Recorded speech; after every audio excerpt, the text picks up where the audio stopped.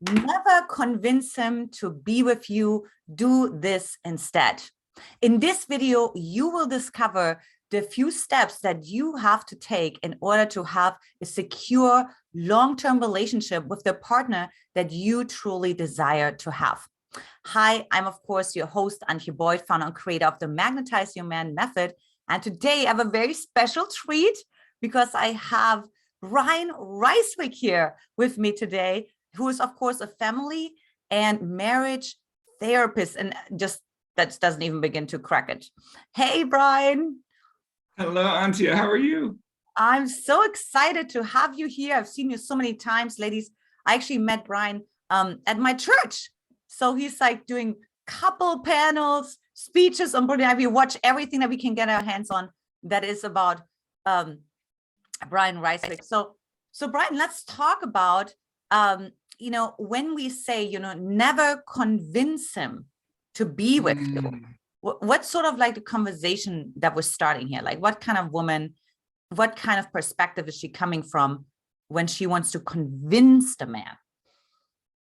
The convincing, yeah, that's, you're starting with the right question. And I want to start off by saying I'm kind of, I have become, I will say that I have become in the last couple of weeks since we connected, I have become a little bit of a Magnetize Your Man nerd. I have just been blown away. I'm so honored to be on the podcast. I've just been blown away by your content. And the reason I bring that up right now is just because the question, it brings you back to something I've heard you mention many times in your work and this brilliant content you bring to ladies, is that the question is, we want to orient first. We want to understand, if I am in a state of convincing, if I'm in a state of like, there's a part of me that wants to hustle for connection. I feel distance. I feel separation. I feel disconnection on some level. Maybe I'm more sensitive to that than my partner.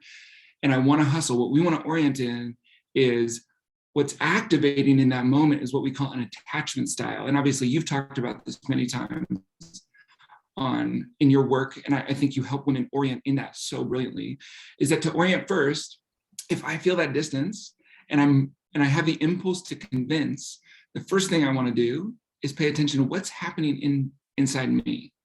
Does that make sense? Mm-hmm. Which is important because most, like the attachment style you talk about, tends to be more other focused, right? So it's not necessarily intuitive for those anxious, other focused women who are looking at, is the smiling changing, is the eye contact changing, to actually say, oh, it's actually now focus on you. So keep going. Yeah. Yes, no, it is absolutely counterintuitive.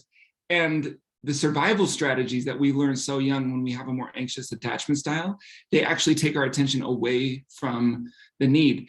The other side of that dance, so if we talk about an anxious attachment style, and I'll put into my words how I describe that, what that effectively means is that deep down, I have the potential, not the default. That doesn't mean I'm living in anxiety all the time. I have the potential to question, am I loved here? I have the potential to question, am I really seen by that person as worthy of their connection? Do they delight in me? Do they cherish me? The other side of that dance, maybe because oftentimes, most often, statistically speaking, somewhere around between 60 and 70% of the time, people with an anxious attachment style, there are not anxious people, there are anxious attachment styles. Most commonly get into relationships with people with more avoidant attachment styles, which is a different fear. So a person with an avoidant attachment style, they're questioning the other person. There's a, whoa, can I count on you? If I bring my heart to you, are you going to honor it? Are you going to be responsive to it? Are you going to tell me that what I'm feeling makes sense? If I enter into intimacy with you, is it going to feel safe? So they keep a distance.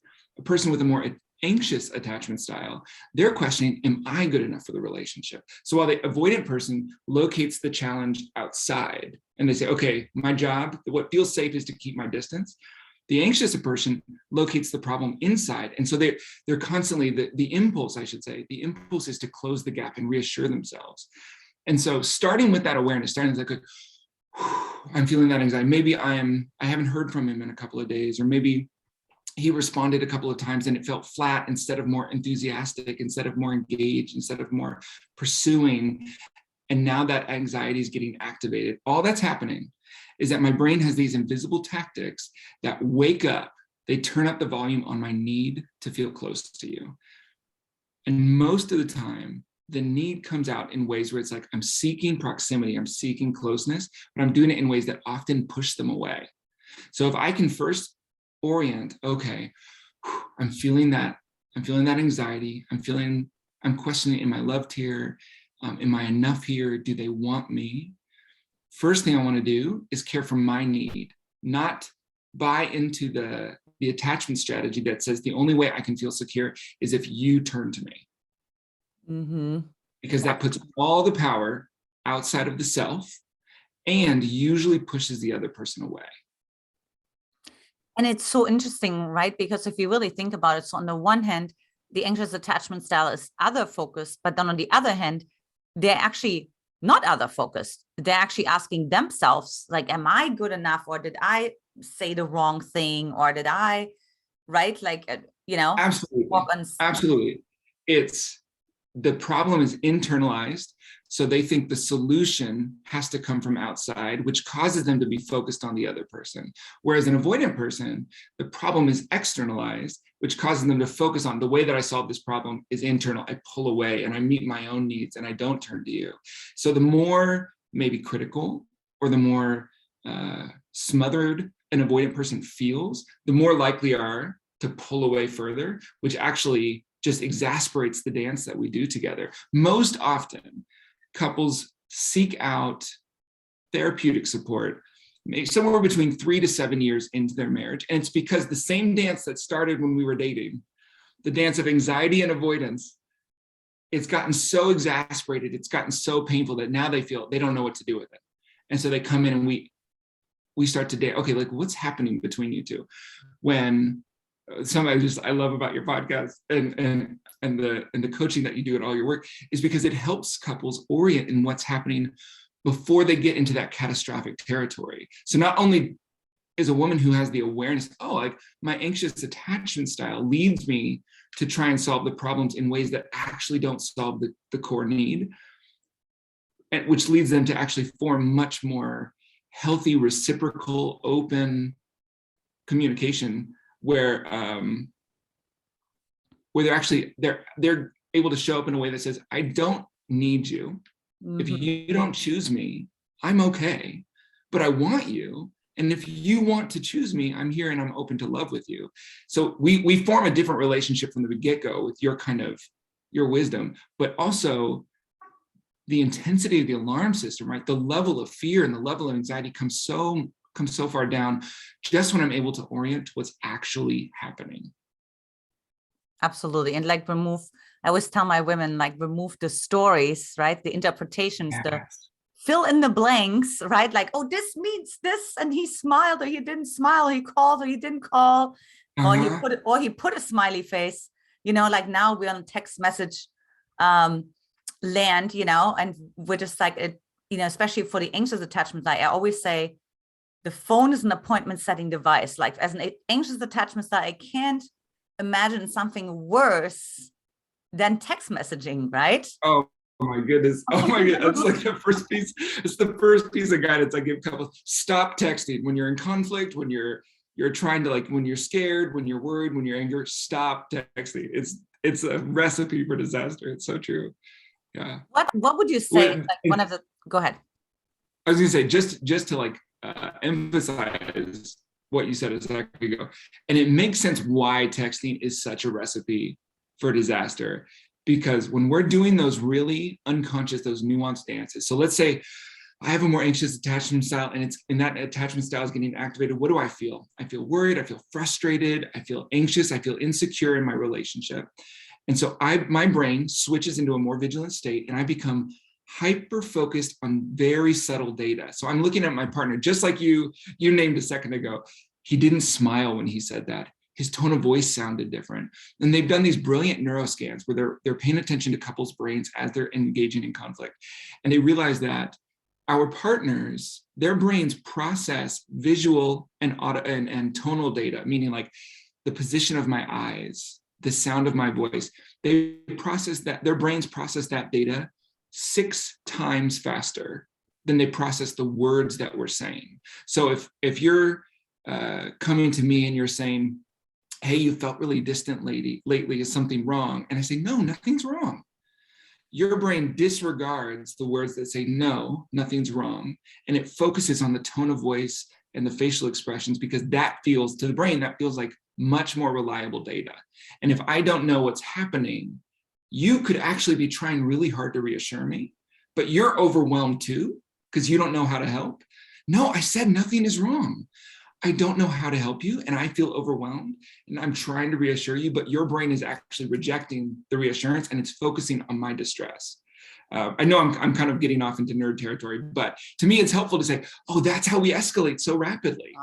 Yeah, so true, right? It's the brain almost like sees what it expects to see. So if I expect to see distress, right, because I judge myself that I said something that was worthy of like causing distress in the partner, then they can't say anything at all that would put me back into my parasympathetic nervous system response, right? Like, and then of course, that can be, of course, so frustrating for the partner, because then, and I hear that from women all the time, where men get exhausted, right? And, I heard one man say, he's like, I'll treat you like a queen, but you have to know that you are one, right? And what he meant was, I don't want to, I don't have to reassure you like every single time, like, no, you are worthy. No, it wasn't meant to be this way. No, it has nothing to do with you. I just had a stressful day at work, let's say, because that's another thing that the anxious does, right? Like, they make it all about themselves. So let's say you come home from work and let's say you just had a stressful day, maybe you had a stressful client or whatever. And maybe you're not as, as communicative as you normally are, or warm. Immediately, what does the anxious do? Like what's wrong? What did I do wrong? Right? Like, oh, I didn't make breakfast this morning, or you know what I mean? Yeah, I didn't absolutely. What's wrong? And meaning, what the question is, what's wrong with me? Mm-hmm. What's wrong between us? You nailed it 100%. Yeah, and it goes back to, so if the first intervention that we do for ourselves, whether we're dating, whether we're engaged, whether we're married, the first intervention is awareness. I have to orient to what's happening. And I think it's so empowering to say, I have a more anxious, what I learned growing up was a more anxious attachment style. Now that I know these things about myself, it empowers me to care for myself, which is step 2. And it empowers me to show up in a way that I really want to, that feels more congruent in the relationship. So if the first step is orienting, step 2 is what we call, or what I call, redirection. Meaning, okay, so now that I know what the need is, I'm feeling insecure. I'm really, what my brain is craving is, in some cases, overwhelming reassurance from you, for you to turn towards me with joy in your eyes and hold me close and say, I delight in you so much, to be so responsive, to feel so pursued. You might not feel that yet because we're still forming a relationship. You might have just had a bad day, like you were saying, Antia, like you might just be in a bad mood right now. So for me to orient, say, okay, I can tell what I'm feeling. I know what that alarm system is. Where else can I get some reassurance? Where else can I go and reconnect with the fact that I am wholly worthy, whether or not you choose to be close to me right now or not? I love the language you use in your work. We say, I'm a queen. There was one of the podcasts was, when he feels distant, what do you do? It was one of the podcasts I was listening to, and he was focusing on, if I can reassure myself that that he is lucky to be in a relationship with me, like he should be. So if I have that posture of, I am a queen, I am worthy of love, I don't need you to turn to me in this moment to know that I'm okay. If I can access that somewhere else, sometimes it's internal work, which we do a lot in therapy. Sometimes it's other really safe attachments in my life, a good friend, a family member. For many people, that relationship can be God. But if I can first ground myself a little bit, and then discernment comes after that. So we're orienting, we're redirecting, and then we're discerning. I want to reflect on, what does this data mean? Am I dating somebody who's just emotionally unavailable? Because I don't want to know that.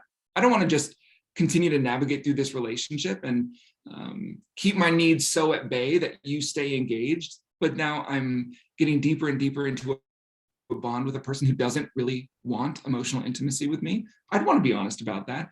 Or Are you overwhelmed? You know, like you nailed like the number one question that comes up when we feel distress. And this is for the more anxious person or the more avoidant person, is we sense disruption in the water and we say, what's wrong? Something that I'm working on even in my own parenting right now is I'm trying to train that question out of my parenting and out of my relationship. It's actually more, by this point in my marriage with Sarah, actually, I don't ask what's wrong very often. Now I ask, hey, honey, you seem like there's something going on. What are you feeling?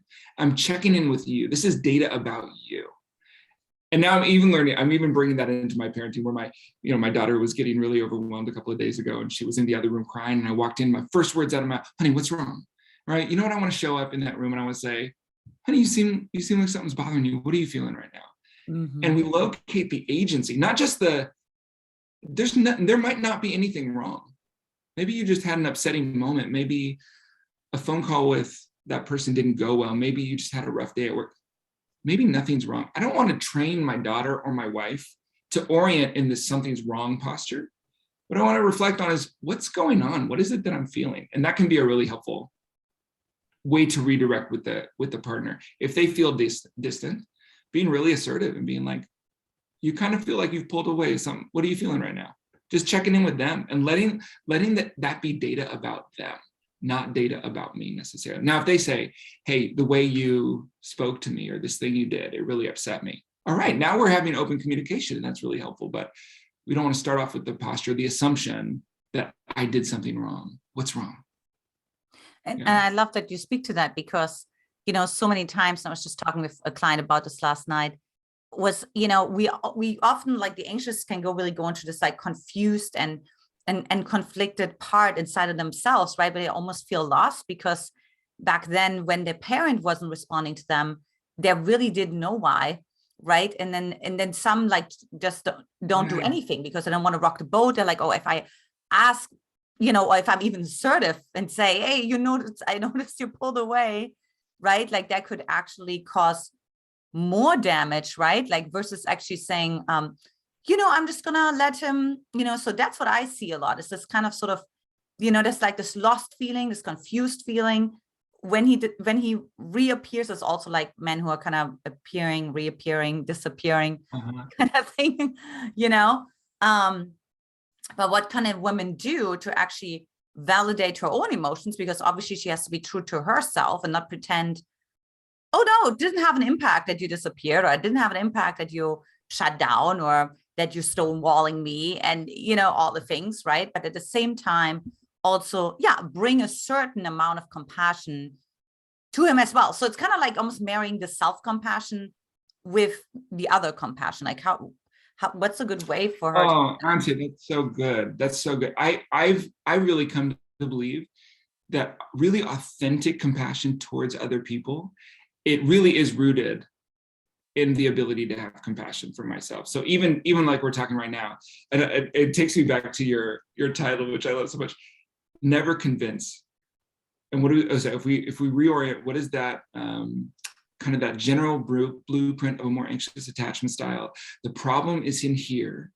And so it sends my agency outside of me. I'm powerless in these situations. And I go into a place that's more critical or more needy or more overwhelmed.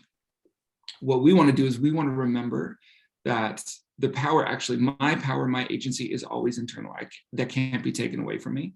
And so it brings back to what you were just saying a second ago, the sense that, remind me, what was your last comment just a second ago? Well, it was like, how do we balance between the self-compassion and the other compassion, like validating what was going on for us and saying what we need, but also understanding, since my women deal with an avoidant attachment style, those are more attachment styles that have been like abandoned or didn't get, like not only some didn't get any communication, some have like massive, they were adopted or they were given up to foster home or whatever the case may be. So how do I find that balance, right? Because, we always have the compassion for other people, but also how do we find the self-assertiveness? It's sort of that right mixture, right? That right alchemy, so to say. Absolutely. Yes. Exactly what you said, that my ability to reconnect with my own power and my own agency in the relationship And even to extend the kind of like compassion and generosity of perspective, right? The way that I view you shifts if I start with my own needs as valid and my own needs as something I can meet. I am able to meet my needs, even if you're offline. If I start there, I separate myself from you in a healthy way, just enough so that I'm able to turn to you and I'm saying, hey, you feel distant. What's wrong? Why? Because you don't hold all the power in my life, right? Like the avoidant person is much more likely to feel safe, emphasizing the separateness of two people. The more anxious person is much more likely to feel safe, emphasizing the unity between two people. And the reality is a healthy relationship balances those two things, that we are separate, and in our separateness, we become really unified. Yeah.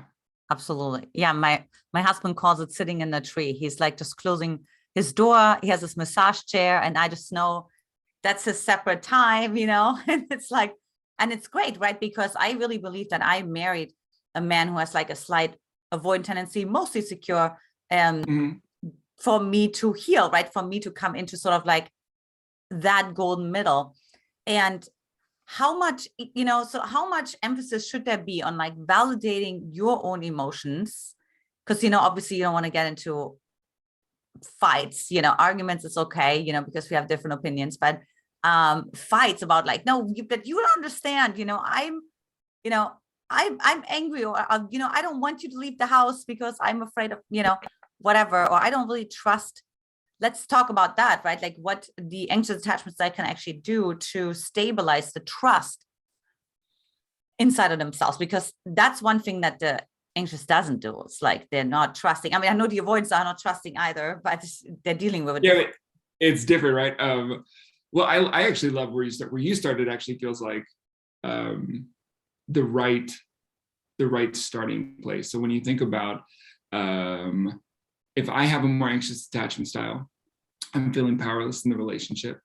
What I really want in that moment is I want a sense that that person is turning towards me with real authentic self-awareness and say, okay, you know what, I actually am feeling frustrated, or I'm feeling a little overwhelmed. When I have access to what's happening internally for them, I'm automatically going to feel more secure. It really requires that we have an honest relationship with our own heart. So I take a posture towards the emotional world that emotions were never intended. Emotions don't want to be the lens you see reality through. They never intended to be that. They're not supposed to dictate how we behave or how we think. Emotions are an alarm system that inform how we're coding the situation. And you named it 100%, Antia, that when I'm really young, the degree to which mom and dad feel really responsive to my needs and really tuned into me, I'm going to form what's called really, really powerful word, a secure sense of attachment. And so the way that attachment theory is usually kind of broken down is people will say, oh, there's secure attachment people, anxious attachment people, avoidant attachment people. And there's actually a fourth bucket called what they might call ambivalent or fearful or disorganized, where they kind of oscillate between the two. It's a pretty small population. Having been working with people for the last 12 years, I see people in extremes, absolutely. More wounding, more trauma.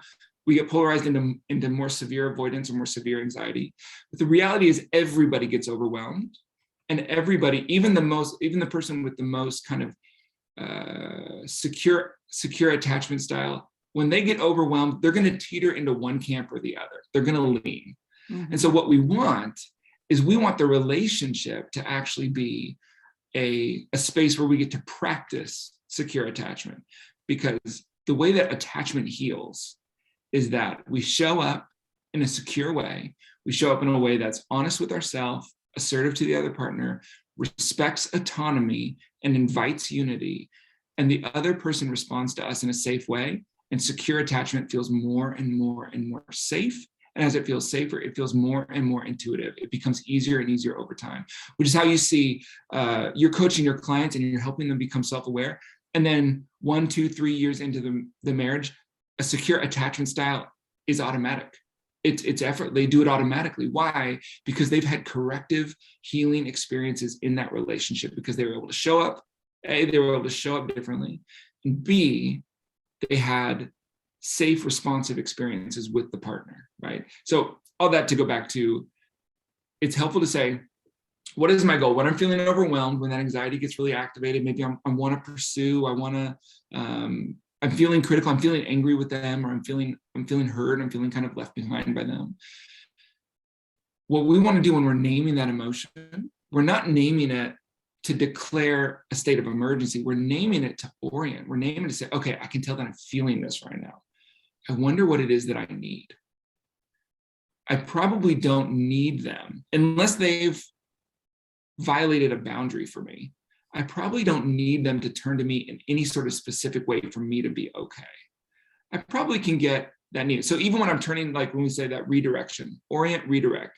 Redirection is taking the need to a place that feels more reliable, more stable, and more appropriate. What we're doing in that space is we're naming the emotion so that we can release the stronghold that it has over us. So I turn to my friend and say, I'm really feeling that anxiety right now. I'm taking deep breaths. I'm orienting. I'm letting them validate, hey, girl, I get it. I want you to know that I love you. I'm here for you. No matter what happens, you're a queen. You're going to be fine. And I'm down regulating that alarm system so that I can go back to them and I can assess what's the need here in this relationship. Do I need to give you some space and just see if you pursue me?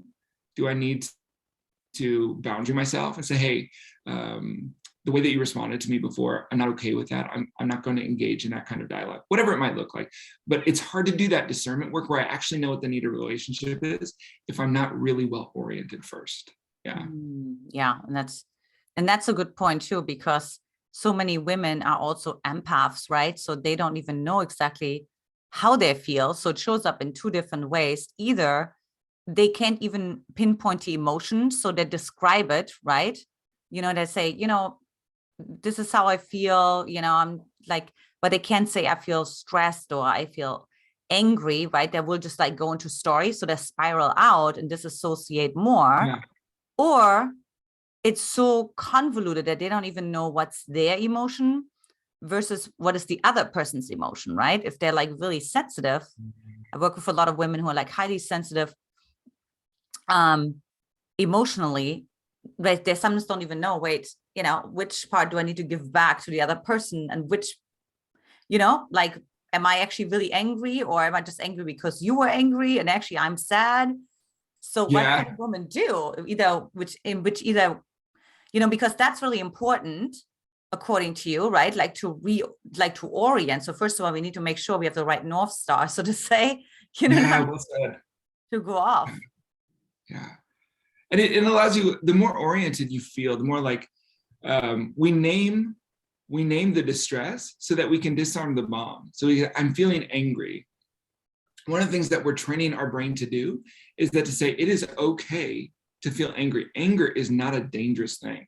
Anger is just letting me know that I'm coding what's happening here in a certain way. So it's helpful to say, man, I wonder, why am I feeling angry right now? Is it because they didn't text me back for 2 days? Am I feeling angry because of the way that they responded, the way that they treated me? Can I name what feels like the boundary violation? Am I feeling fearful? Am I feeling anxious? So we want to help name, I wonder why this emotion is coming up, all of which we're carrying for our heart as if it's a friend of ours. We're caring for our heart. Like if I'm able to allow myself to name, I'm going through something and it is valid. It might not be rational. That's okay. Emotion doesn't need to be rational. That is that's a pressure, that's a bar that we shouldn't put on emotion. Emotion is just meant to alert us. So if I say, I'm allowed to feel something really intensely and I'm not going to act on it. I'm going to understand it. And I'm going to trust that when that emotion is understood, it's going to de-intensify. That's normal. And then it'll help inform, what do I feel like doing? Maybe do I need to adjust some beliefs that I'm carrying? That if you're not contacting me 1 or 2 times a day, then I'm not important to you. Do I need to reality check some belief systems? Do I need to boundary myself in the relationship? Do I need to practice some vulnerability? It's hard to know what to do if I feel like I'm running around with this live bomb. First we want to disarm the bomb. We want to say, okay, I'm feeling something. What is it and why? And then I want to choose, okay, what does it look like to move forward into walk out that wisdom. Emotion is just, positive emotion is obviously wonderful to feel.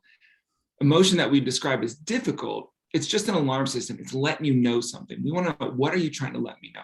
Oftentimes, especially when we grew up in environments where our emotions and our pain weren't well attuned to, or even worse, we're treated with distrust, like mom or dad said, you're too sensitive, or mom or dad said, you're always angry, or you're always this. We don't trust our emotions. So we treated it hostile, and what we resist will persist, and it grows over time. So we want to welcome that to the table and say, I can handle this. And in the infamous and eternally wise words of Mr. Rogers, we want to teach ourselves that what we're feeling, our emotions, are mentionable and manageable. And that is, if we were to sum it up, that is the ground level of healing our attachment style. It's just reassuring myself that what I'm feeling makes sense if it's understood right, and I can handle it. And then that will inform the way that I want to turn to my partner, in a way that doesn't push them away.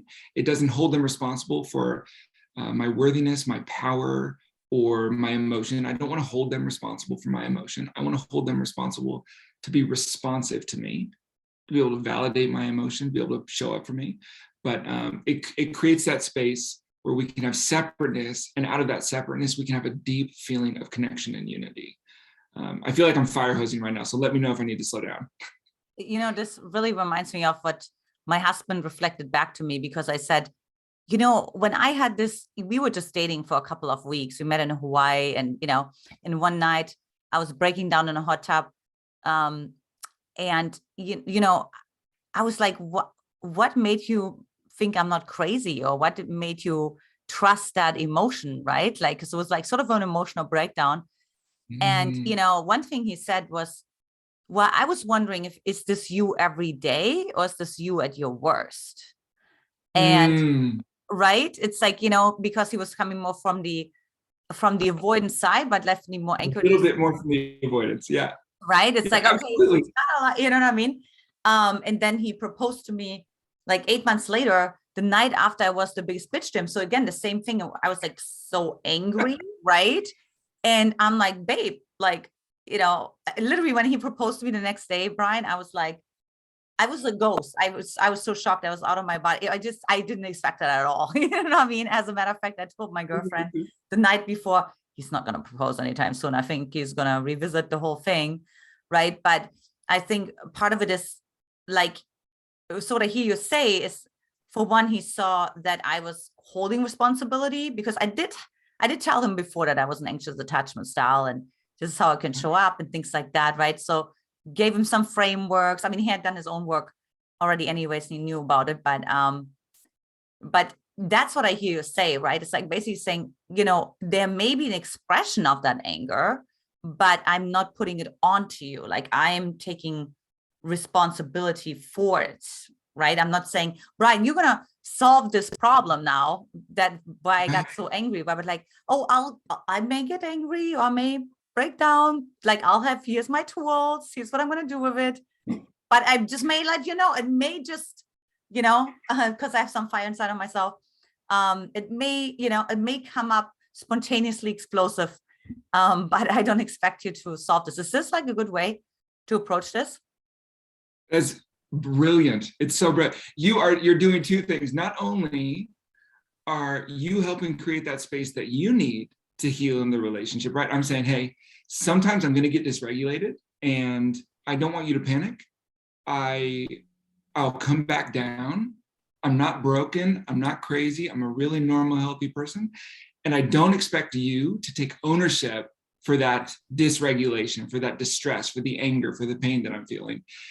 You're creating a space for you to heal. You're also you're like speaking the love language of somebody who leans avoidant, right? Because what they're looking for is, can I count on you to be responsible for you, or are you going to try and make me responsible for things that I don't know how to own, which causes them to pull away. It's you're speaking straight to the safety that they need. When a more avoidant person, maybe they actually have a pretty steady, secure attachment style, but they lean a little avoidant. When they hear their partner say, hey, I'm angry, but I want you to know that I'm going to process what's going on, and I don't hold you responsible for my anger, their armor comes down. In the same way that for a more anxious person, when they hear their partner say, hey, I don't get it, but I want you to know I'm here and I want to understand what you're feeling, meaning I see that your experience is valid. The armor starts to come down. I'm safe. We don't need to solve this problem right now. You're tuned into me. What I'm feeling matters to you. That's the safety I was looking for. Yeah, totally. And of course, that's advanced. And what it takes is, so let's actually go along with your steps. But one thing is like courage. Is that part of your steps? Like finding the courage, right? Because I could have said, Brian, if I say that to him, then it's going to be over, because he's going to know that I can get angry, or that I can't, at least now I can still pretend I'm, all this great. And I just hope and pray, fingers crossed, that I somehow don't explode in his presence, or that I somehow don't break down in his presence, right? Just fingers crossed. I'm going to try real hard. Yeah, absolutely. And vulnerability, the pathway to integration, the pathway to healing is always behind the door that feels the scariest. So for that avoidant person to say, whoa, my person's overwhelming to me right now, I don't know what to do for them, but I'm going to remain. I'm going to stay engaged. I'm not going to like own something that I feel like I can't own, but I'm going to do the vulnerable thing for me. And I'm going to stay emotionally engaged with what's happening. It's the exact reverse, right? For the other person, I feel really overwhelmed, and it feels like the only thing that feels really safe right now is the idea that you just take responsibility for what I'm feeling and reassure me. The vulnerable thing is to be able to say, you know what? I can take responsibility for what I'm feeling. And I can say, I do get overwhelmed sometimes.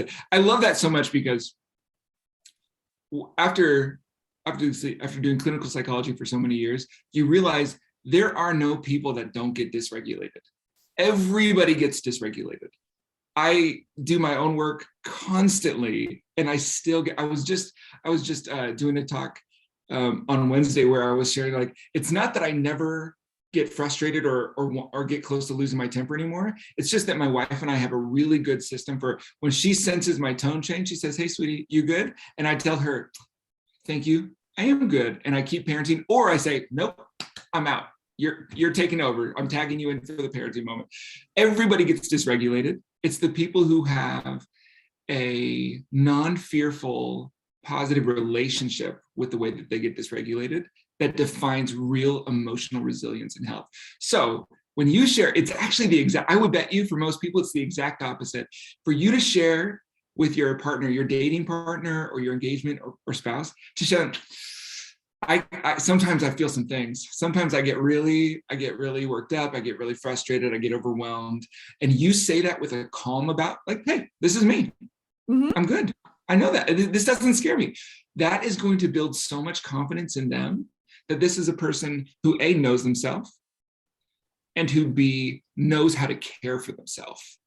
I don't have to worry about managing them if they know how to care for themselves. I just get to worry about showing up. So yes, you said it so brilliantly. That's probably one of the scariest things you can imagine saying. Sometimes I get overwhelmed. Sometimes I get angry. Sometimes I get really hurt. Are you going to think I'm needy? Are you going to think I'm not healthy? Are you going to think I'm not somebody you want to be close to? When in reality, more likely, you can be like, oh, that's really refreshing to hear somebody say that. And it's actually going to create a lot of safety. It's going to create okay, I can hang through that then. Yeah. And especially, for my husband, because he had come from a lot of women who were trying to like manipulate him, like I was actually saying, part of me wanted to manipulate you. That was after we had moved in together. And then he's like, really, how did you want to do that? And again, same story, right? Because we were like thinking, are you nuts? Because my internal dialogue was saying, Antia, now he knows you're always manipulating him. He's never going to trust you again. And so we have all this like internal dialogues that are coming up, right? But it was actually not like that at all, because he already knows that women can do that, right? Because he experienced that. So he wanted to know more about how I do that, so we can have the conversations ahead of time. And I mean, it just blew me out of the water, right? Because, I thought it's like, like, he's going to step back and he's going to be like, I got to go on a walk. I got to, freshen up my head, you know. And Absolutely. You probably had no idea that when you were saying to him, hey, sometimes I get overwhelmed, sometimes I get angry, you were speaking right to a wound for him. That I've had experiences with women maybe where instead of taking responsibility for their emotion, they made me responsible for it and they manipulated me. Mm-hmm. And just this woman telling me, she knows that sometimes she gets upset and she's not going to, says to me, she's not going to try and control me because she has self-possession, that she can possess herself. Man, I bet that was like such a precious gift to offer him. Just like a simple thing, probably scared the crap out of you to say it. But that vulnerability creates so much safety for the other person, right? Yeah, that's awesome. I think we just have to think more long-term, right? Because I knew that it, like, you know, when you betray someone's trust, even if it's just like with an intention that you don't share an intention with them, it's going to come out anyways, long-term. Mm-hmm. And, you know, I had this like, you know, story inside of myself that I was like, you know, if the relationship can't withhold that, it's not going to last anyways. So it's almost like just get it all out on the table now kind of thing, you know. Not like in a sabotaging way, you know, like, you know, how women can like say, oh, how about that? How about that? How about I'm the biggest bitch? Now, do you still love me? No, not like that. You know what I mean? But like, yeah, no, but absolutely. But to be able to say, hey, I want to be honest about, if you're going to be in an intimate, loving relationship with me, there's going to be moments where I get overwhelmed, and there's going to be moments where I get bitchy, or there's going to be moments where I get X, Y, and Z. Absolutely, you're disarming the bomb before the bomb is even turned on. It's so, yeah, that's brilliant. Absolutely. Do we have anything left? Like, what else should a woman do instead of convincing him to love her? Instead of convincing, meaning convincing him to be close. Yeah, to be committed to her or love her, or in any way, shape, or form, like this whole convincing him. The only thing I would add to it is that that's the right place to start, because you don't want a relationship with somebody with whom you convinced to love you. You want a loving relationship with somebody who chose you. You know, so I love that as a starting place, is that as I'm entering into like maybe new dating relationships, or maybe I'm actually in a relationship that's really serious, we're married, or it's gotten to a place of a serious bond. Even in those moments, if there are places where I feel them pulling away, I don't want to go into convincing, because then I trap myself in a cycle of, I have to continually convince you to stay. You want the person who says, I choose you. And you do that by giving them enough space to choose you, right? So like, we want to honor, by honoring our agency, we're honoring their agency. And let's say, I hope this doesn't happen. Let's say that you give them space, you give them their agency, you don't go into control or manipulation behaviors, and they leave. That is a successful relationship, because you don't want to be in an interdependent emotional relationship with somebody who you have to do their work for them. That would be the only thing I would add on to the end of that. Yeah. Yeah, it's because then it almost becomes codependent, right? Like you carry the whole relationship, and then of course that builds resentment long-term and all the things. Well, so let's summarize. So what were the steps? So the first one was orienting ourselves. Like what? I mean, even before oriented, my first step was oriented. Even before orienting is what you're saying, Antia, is self-awareness. I need to know, do I have a more anxious attachment style? I'm somebody who grew up with a more avoidant attachment style. Self-awareness allows us to orient in the moment of distress. So the first step in the moment of distress is we orient. We have to get really familiar with what the alarm system feels like and the tactics that I go to that aren't actually serving me very well.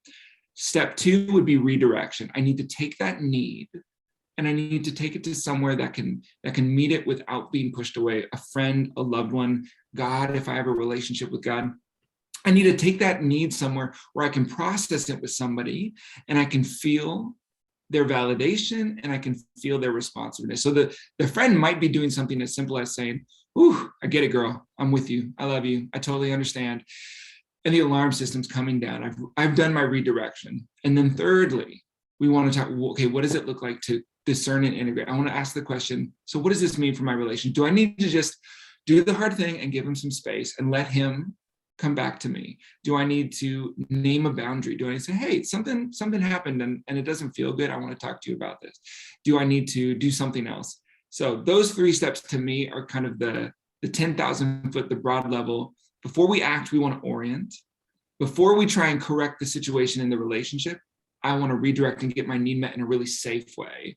I can turn to another person. I'm like, I am so angry right now. And they can be like, oh, I get it. And I can bring it down to a place where I discern what is the need here. And then I want to turn. And even if I was to take it a little bit deeper and build off of what you were saying, Antia, I want to turn towards them and I want to lean into vulnerability, which might mean like, ooh, okay, I can tell I'm feeling really overwhelmed this week, or whatever that look like. Leaning into vulnerability sets us up for deep safety in the long game. I love that language that you used. Yeah. Yeah. And you brought so many examples on stage, even like how you were vulnerable with your daughter. And I asked you, like, how did you know where's the boundary about her? Like, you know, right. We talked about that like, you know, how do you know, that you can trust that level of vulnerability, that she's not going to abuse that. Right. So there's a lot that goes with vulnerability and a lot of stories that we have, right? I mean, I have personally a narcissistic mom. So for me to be vulnerable is like the last thing, right? Because like, I know that every little item that I share is going to be used immediately against me or being used to hook into me, right? So like, it really depends on the kind of woman, what that vulnerability looks like. And then also the discernment of the right partner, of course. Like, you're not going to open up to a narcissist, like, of course, like to, so there's like a little bit of discernment needed there as well. Oh, discernment. That's why especially when you're talking about vulnerability, discernment is important, because we don't want to set ourselves up to be re-traumatized, to be re-wounded. Yeah. And that's why vulnerability should be gradually increasing as trust builds in the relationship. That's why that first, what's happening, go to some place where I can come back to grounded. I can come back. I can feel seen and heard somewhere else. Then really discern, what does it look like to show up in a vulnerable way that's appropriate and safe. Yes. In the relationship. Just like you were saying before, if I grew up with a narcissistic parent, now we're talking about pretty visceral emotional abuse, abandonment and projection and a lot of upside down stuff. You think, okay, well, I want to be really intentional about the way that I gradually build trust and vulnerability in my adult relationships, because I know that something's healing. Mm-hmm. My wound is healing in my relationship. That's what relationships are. We only get wounded in relationship, and we only heal in relationship, which is why I think a resource like you, Antia, is so brilliant for a woman who says, oh man, I haven't had the success I want, or I'm not sure, I don't feel super oriented when I'm trying to date. To have somebody like you that they can call on and process what's happening with and feel safe with you, and then go and say, okay, what does it look like to take a small risk in this relationship? Which might mean pulling back, right? Like it's just whatever feels vulnerable for me. Man, what a healing thing. I think it's just beautiful. Yeah. Oh, awesome. So for the women who are like, gosh, I really loved what Brian has to share, do you have either any free resources or a website where they can find you to find out more about how you work, get in touch with you? Because like I said, I watch everything I can find on our Awaken, our Awaken Church channel, on all the talks that you've done. You are so, I appreciate that so much, Antia. We are actually working on those right now. We are building a couple of things. We're building a website with an online course for couples and an online course. We'll start with an online course for couples, which we're building right now, which should feed to 2 courses, one for people more anxious and one for people with more avoidant attachment styles. Those things are in production. So I'm more than happy just, if they ever want to reach out to me, ask a question, say, hey, Brian, do you have a good book recommendation for this? Or can I get on your wait list? They can always reach out to 619-800-5295, 619-800-5295. And they'll contact my staff, and they can obviously, whatever resource, anything, any way I can help, I'm here. Yeah. It's so great. I feel like you're so generous with your time. And I know we're trying to leverage you as much as we can, because everybody wants a piece of you, ladies, like all the pastors, everybody works with Brian. My friend told me like, oh, you're talking to Brian, like, hey, try and get on his wait list. So everybody is trying to connect with you. So I'm so excited to have you here, and we can really spread it to all of our audiences on YouTube and on the podcast, so that at least that wisdom is going to be able to be absorbed and integrated. So thank you so much for being here today, Brian. It was really such a pleasure. What a treat. Antia, thank you so much. It's just an honor. And if a time lined up, don't hesitate. I'd love to have another conversation like this with you. I'm genuinely grateful that there are resources like yours out there for people to access. Game-changing. I can only describe them as game-changing. Oh, thank you so much. And of course, for the ladies who are new to my channel, don't forget to like the video, subscribe to the channel, and share it with your girlfriends. Sharing is caring. And, this is like one of the most valuable interviews I've done, ladies. So lots of love to everyone. And I will talk to you in the next video. Take care. Bye-bye.